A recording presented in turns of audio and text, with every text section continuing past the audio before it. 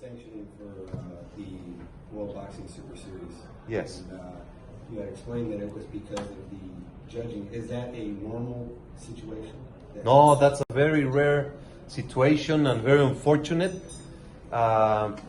It's a very long story. I'm going to make it very short. It was a fight between the Mattis Brady's and Glowacz. At the end, it ended up to be a WBC vacant title, a WBO vacant title. In a normal situation, each organization appoints 2 officials.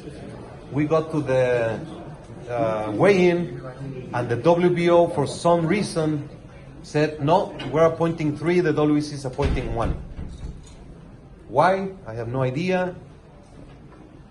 Who or what came about, I have no idea. We tried every single thing to resolve it, but at the end, we cannot sanction a fight in which we cannot be accountable of the performance of the ring officials.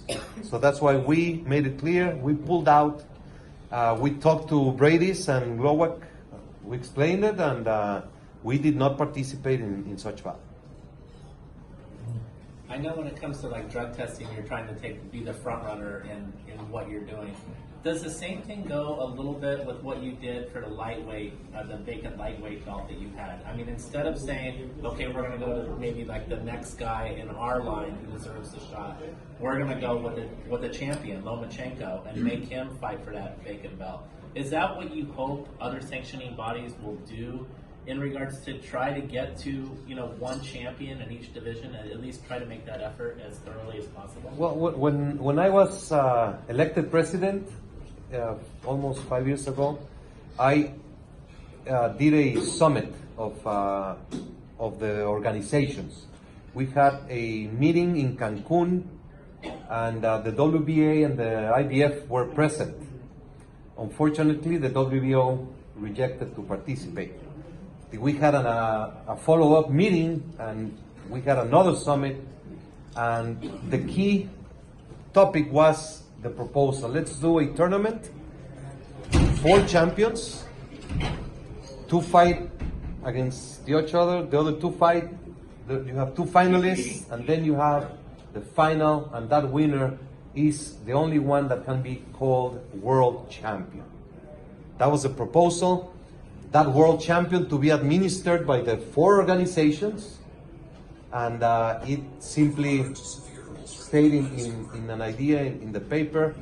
We had other topics, including the PED program, even the most simple topic, which is the names of the weight categories. How can you explain to a fan, even the ring announcers, and maybe many of you don't understand that super welterweight, light middle, or junior middle is the same category. Super welterweight. 154. That's it. It's not 3 different titles, and not even that we can get sorted. So it's a complicated issue. Each organization has their own rules. Each has their own purpose of existing. And we can only be accountable for what the WBC does. Is it something you're going to do more of then, at least the WBC, instead of... Absolutely. We had, if you recall, Stevenson as WBC champion, and main events, and Kovalev approached the WBC and they said, this is the fight the world wants to see. The only way the fight can be made is if the WBC mandates the fight. So we told our champion, your mandatory is going to be Kovalev in a 50-50 split. We mandated our champion through the petition of another champion. They started negotiations, and then Kovalev pulls out. This time we have a vacant title.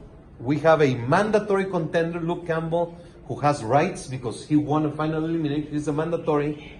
So when Mikey Garcia title becomes vacant, then Lomachenko says, it's my dream to fight for the green belt. I want the WBC to consider me fighting Luke Campbell. We did a voting, and it was approved, and now we're going to have, it's a great thing, and we support and win hands. But if we are facing the stupid and ridiculous positions of what we saw in Latvia, it's going to be very hard to do unifications with groups that care more of ego and abuse of power other than the great need to give the fans the best fights. Mauricio, the WBC has the luxury of being the most recognized organization in the world. Thank you. You have a proliferation of titles with the diamond, the silver, and the interim titles. Do you feel like that dilutes, and it's a hot topic often discussed on social media, that it sort of dilutes the organization? It is a hot topic because it's maybe there's confusion within that situation.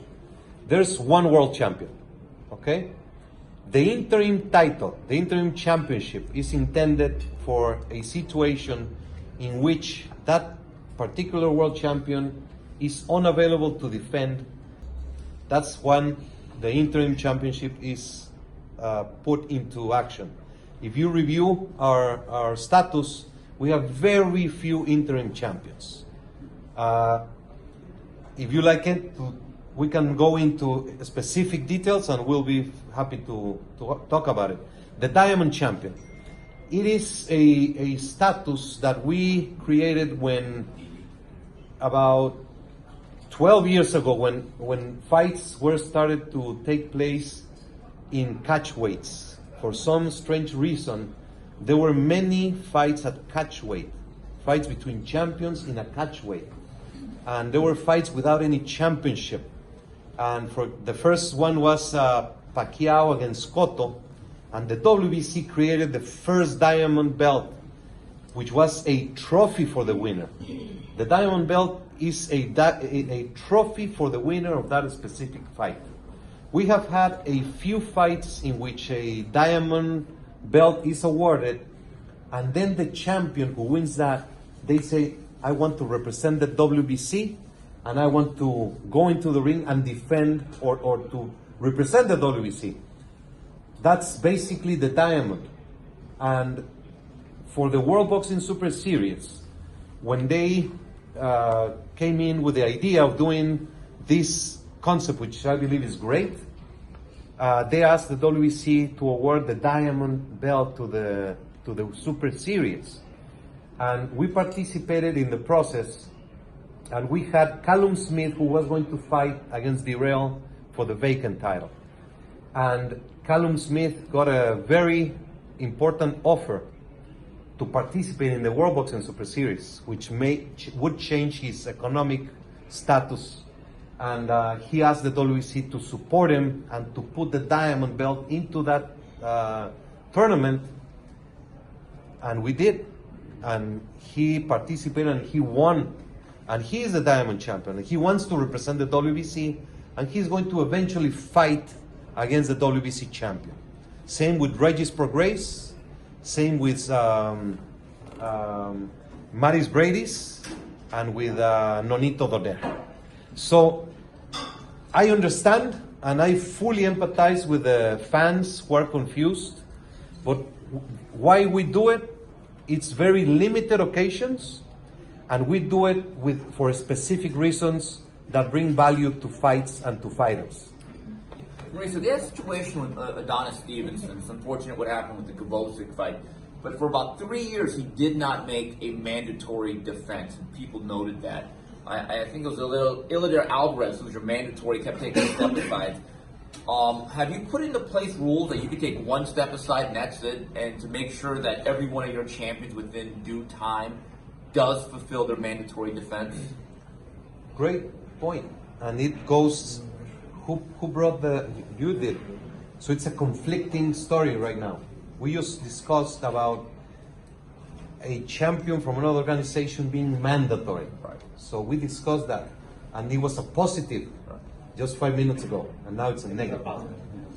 Why Stevenson did not make a mandatory defense? Because Kovalev took away 1 year. When all this thing of Kovalev, that was during the convention, then it dragged on in negotiations, and then this, blah, blah, blah, and then we ended up without that fight. So then we started the process to do a final elimination and finding a mandatory contender. Edeleda Alvarez won that right, and then exactly he, as mandatory, he had to do the fight, and he took step-aside fee, making a lot of money, and he was just happy taking step-aside fee, and he never demanded to take the mandatory status. And then he was offered a variety of options, which included an interim title to build a fight. In that case, he was promoted by the same promoter as Stevenson.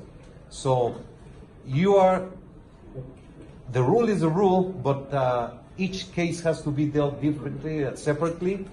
And in that specific case, that's what happened with the Stevenson. But Mauricio, I would just suggest that you get one step aside. See, it's not like a monopoly board where you get Boardwalk and Park Place where you can just keep saying, well, give me more step aside. You don't want to guy to take more than one step aside, because at the end of the day, you are affecting the number 2, number 3, number 4, and everyone else behind. There has to be an ecosystem. It's like a freeway. If someone gets in the way and crashes in the middle of the freeway, you've got the 405. Edeleda Alvarez and Al Heyman and all them, they became that overturned 18-wheel truck. See, I would say you get one step aside, but within 6 months, you got to make a decision. I think there's ways to, like, I'm not going to take away a step aside fee, but I do think you have to tell that fighter, that management, you take one step aside fee within 6 months. If you don't enforce your position, you get dropped. That's to me that. It's a very valid. I invite you. I'm going to write up a timeline of that specific case, and I'll share it with you and whoever, so you can see what happened. But if you do make the change, can you call it the Kim rule? No, right. That's what I want to hear. Just like the Pritchard Colombo. Duly noted. Okay, ready to go.